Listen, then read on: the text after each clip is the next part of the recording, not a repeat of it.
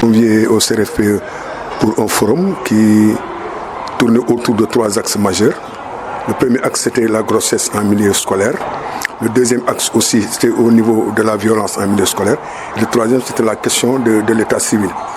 Donc voilà tous les axes majeurs sur lesquels aujourd'hui on a discuté pendant presque plus de 2 heures de temps. En tant que parent d'élève, se réjouir aujourd'hui de la tenue de ces réunions qui arrivent à leur heure, bien entendu.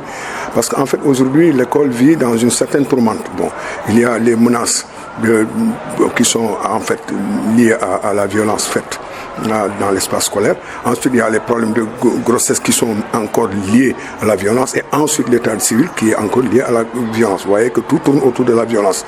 Aujourd'hui, les problèmes sont un peu difficiles à cerner. Parce que si vous regardez, par exemple, sur la question de la grossesse en milieu scolaire, les raisons sont multiples. Il y a des facteurs qui sont liés extrêmement seulement au niveau de l'école. D'autres sont hors de l'école. Donc, je crois que l'enfant est tenaillé entre la famille et l'école. Et la question de la grossesse alors pose des problèmes très sérieux. Les conséquences sont extrêmement fâcheuses pour la survie des élèves à l'école. Et le problème d'état civil Le problème d'état civil, c'est un problème très sérieux qu'il faut, en fait, il faut trouver des solutions idoines parce qu'en fait, les parents sont en partie responsables parce qu'on ne peut pas comprendre un enfant qui naît alors et que ses parents ne se donnent pas la peine aujourd'hui de les déclarer au point de les exposer à des situations extrêmement difficiles au moment où ces gens-là auront besoin de ces papiers pour alors assurer leur avenir.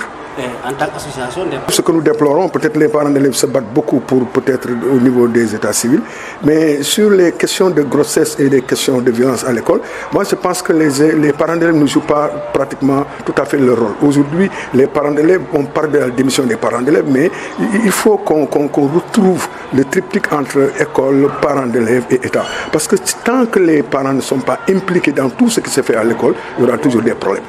Nous sommes là pour tenir un panel sur les grossesses précoces et la violence en milieu précoce. On peut dire qu'avec l'ASCOFI, vraiment beaucoup de choses ont été déjà réglées. Parce que si nous nous référons au taux que nous avons maintenant, nous savons que de grands pas vraiment ont été réussis par rapport à ça. Donc la violence scolaire, ça c'est un problème de tous les jours. Parce qu'actuellement, ce qu'on voit dans nos établissements, vraiment ça laisse à désirer. Donc je crois que vraiment c'est intéressant, voire même important vraiment de se réunir pour en parler aujourd'hui et chercher des solutions ensemble pour vraiment assainir notre milieu scolaire. Parce que nous comptons beaucoup sur ces enfants qui sont l'avenir de demain et qui ont appelé demain à diriger ce pays. Donc actuellement, je pense que vraiment c'est une bonne solution, ou bien d'appeler les gens vraiment, d'en parler et d'échanger vraiment pour arriver à une solution meilleure. Voilà, pour terminer juste sur le même avec les 3 points, l'état civil, qui est le point qui me tient le plus à cœur. Parce que je l'ai dit, et comme ayant connu le statut d'élu et d'avoir eu à gérer aussi la commission éducation, là aussi peut-être on a une certaine relation avec les parents qui nous a permis quand même de mieux comprendre ce que les élèves vivent par rapport à l'état civil. C'est une violence. Parce qu'un enfant qui n'a pas été déclaré, un enfant qui a été privé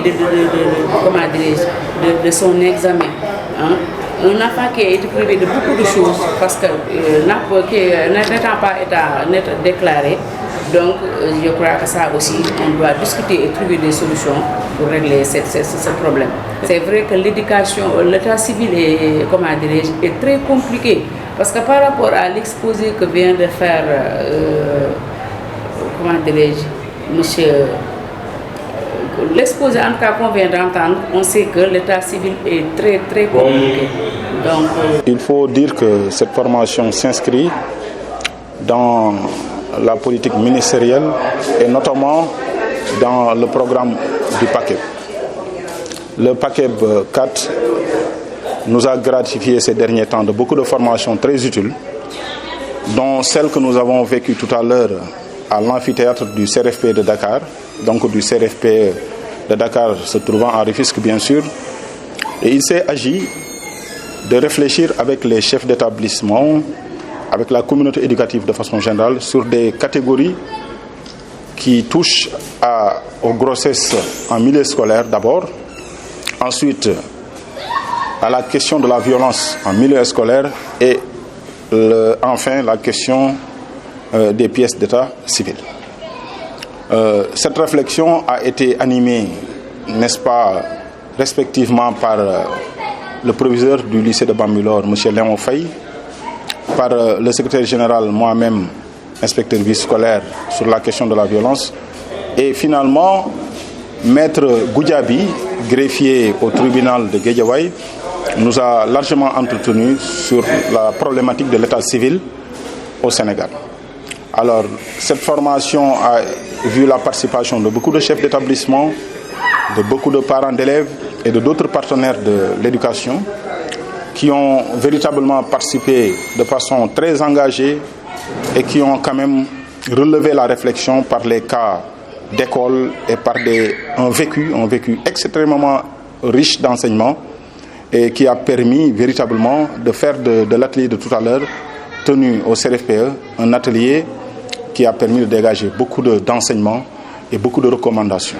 Certainement, il y a beaucoup de difficultés, mais comme j'ai dit tout à l'heure, sur la question, par exemple, des grossesses en milieu scolaire, il a été demandé aux chefs d'établissement, naturellement, de respecter les textes, notamment la circulaire de 2007, qui préconise la suspension de la scolarité jusqu'à, en tout cas, accouchement de l'élève en question, qui a tous ses droits pour reprendre immédiatement ses cours.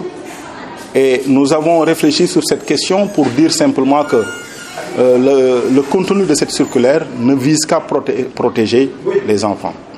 Souvent, certains ont dit la difficulté d'arrêter la scolarité d'une élève à la veille d'un examen, mais nous avons dit que quoi que la grossesse vous semble supportable ou pas, la loi reste la loi. Évidemment, nous ne pouvions pas dire le contraire de ce que dit la loi. Et nous avons donné, nous pensons, les meilleures recommandations par rapport à cela. Naturellement, il faut être préventif. Comment faire pour prévoir ces cas?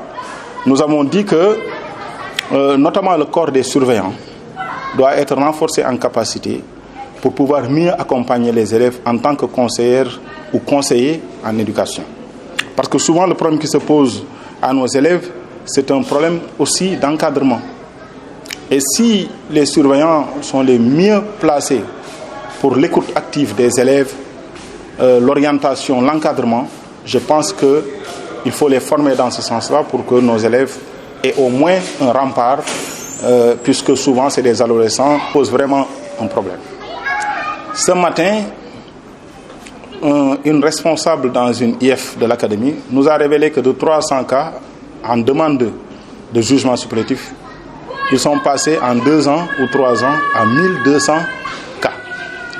Et le problème qui se pose, c'est que quand nous sommes dans la région de Dakar, où les parents sont censés avoir reçu, n'est-ce pas, l'information et sont quand même instruits et devraient pouvoir connaître l'importance de la déclaration. Si c'est à Dakar que nous pouvons avoir dans une seule IF autant de demandes de jugement supplétif, mais quand même on peut se demander est-ce que ces demandes sont authentiques? Et de ce point de vue, je pense que même l'animateur, Maître Goudiaby, a révélé que pour la plupart, il y a une pratique frauduleuse qui veut que l'on revienne toujours pour diminuer son âge, etc. Donc c'est une question qui reste entière. L'État, certainement, veut mettre de l'ordre en organisant les audiences foraines. Et cela se justifie également parce que nous avons toujours des populations, des enfants dont les parents, par négligence, ne font pas ce qu'ils doivent faire. Et ça, on le fait à juste titre. Maintenant, les pratiques qui s'y engouffrent pour gonfler les chiffres, il faut les analyser et certainement les gérer en prenant les bonnes dispositions.